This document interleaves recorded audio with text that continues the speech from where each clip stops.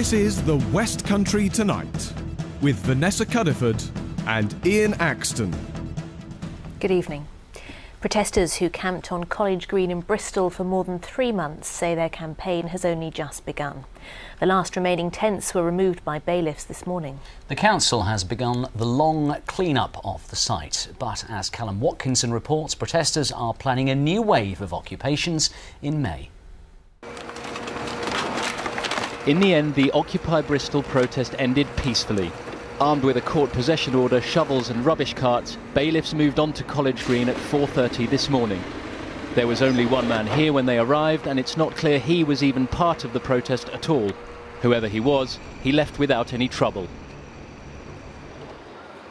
At its height, there were 60 tents here, but the protest days were numbered when Bristol County Court granted the order in mid-January. Since then, activists have been cooperating with the council to clear a lot of the rubbish themselves. Has it all been worth it?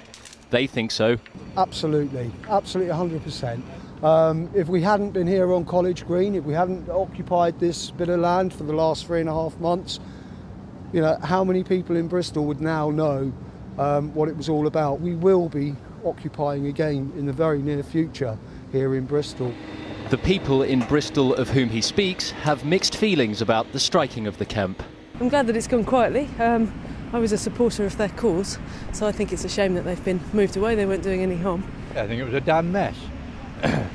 So I got nothing against people protesting, but not at the expense of other people's pleasure. A lot of people will be pleased to have the area back to use again, but I mean, certainly, as I said, I agreed with their motives originally. I just think possibly it went on for a bit too long. But the council, of course, are delighted to see them leave. They say the protest lost its way a few weeks in. Everybody's allowed to make a protest if they want to. But it was very clear that after a few weeks, this really became an issue about a shantytown having developed on a public park and not about the bigger issues of the scandal of greed and corporate excess.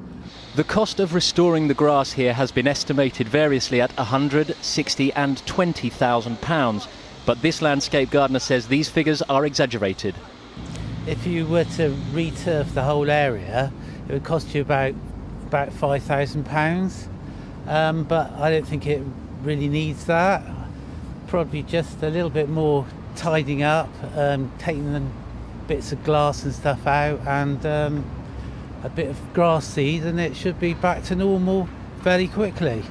The Occupy movement says it will meet the cost of any work to avoid a bill for the taxpayer. Whether this protest was a success or not depends on who you talk to.